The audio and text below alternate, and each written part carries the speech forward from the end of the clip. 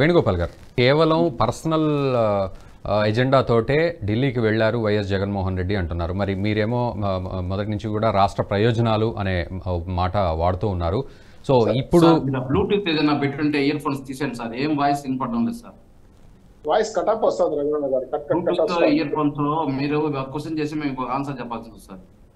లేదు, బ్లూటూత్ ఏం లేదు, నార్మలే ఉంది. డిస్టర్బెన్స్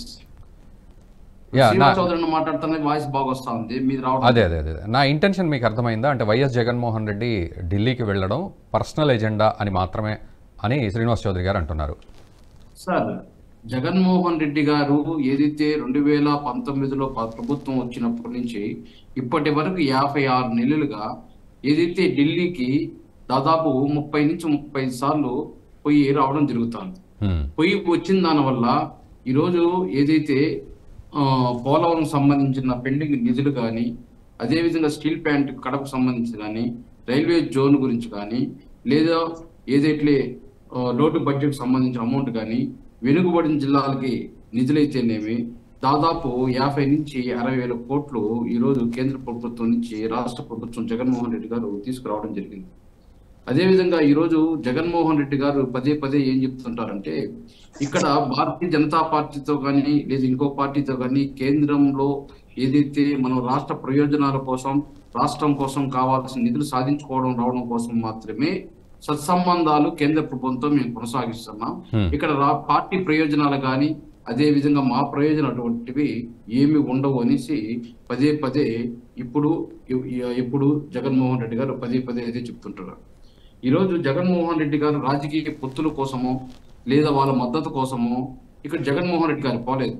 ఈరోజు ఏదైతే వెనకబడిన జిల్లాలు నిధులు ఏవైతే పెండింగ్ ఉన్నాయో అవి రాష్ట్రానికి కావాల్సిన నిధులు, అభివృద్ధికి ఏదైతే పోలవరం సంబంధించిన 8,500 కోట్లు నిధులు రావాలి దానికోసము, అదేవిధంగా తెలంగాణలో డిస్కాంలు ఇవ్వాల్సిన బకాయిల కోసము, అదేవిధంగా ఏదైతే పార్లమెంట్లో సాక్షిగా ఇచ్చిన హామీలు ఏవైతే కొన్ని హామీలు అమలు కావాలో ఆ హామీల గురించి ఈరోజు కలవడానికి నరేంద్ర మోడీ గారి ప్రధానమంత్రి గారిని, అదేవిధంగా ఆర్థిక శాఖ మంత్రి నిర్మలా సీతారామన్ గారిని, అమిత్ షా గారిని వీళ్ళు కలవడం జరిగింది.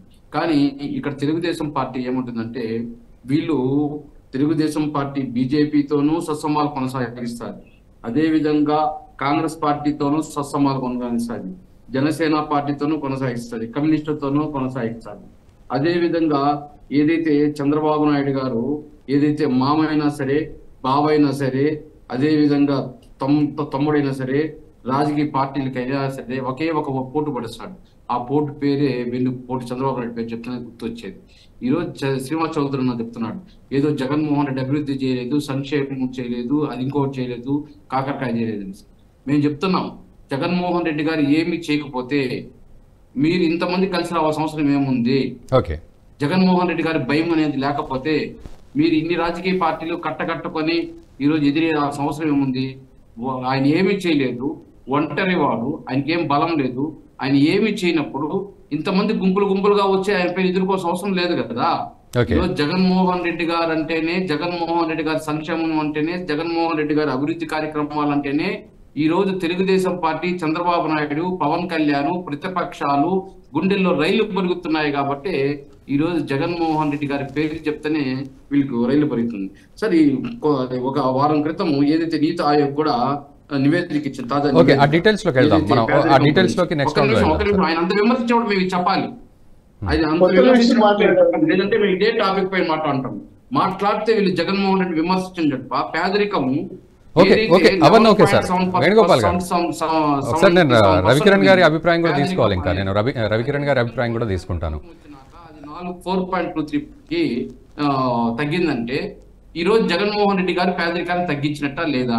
ఓకే వేణుగోపాల్ గారు, మీరైతే దేనికైనా చర్చకు రాని రోడ్ల గురించి నేను అడిగింది ఒకటే, నేను అడిగింది కేవలం ఒకటే. నేను అడిగింది మాట్లాడిందని సమాధానం వచ్చేసి మేము ఆపేస్తాం. లేదు, ఆ డీటెయిల్స్ లోకి వెళ్ళకండి. నేను అడిగింది ఒకటే, రాజకీయంగా వెళ్ళారా, పర్సనల్ గా వెళ్ళారా? ఏం చెప్పారు? మీరు చెప్పిందని సమాధానం చెప్పాను, వాళ్ళు చెప్పిందని కౌంటర్ ఇచ్చేవాళ్ళు కదా.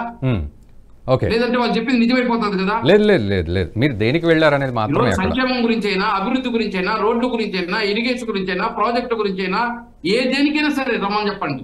వాళ్ళు తెలుగుదేశం ప్రభుత్వంలో 14 సంవత్సరాలు ఏం చేశారు, లేదా విభజన తర్వాత 5 సంవత్సరాలు ఏం చేశారు, మేమేం చేసాం లెక్క తీసుకొని వస్తాం.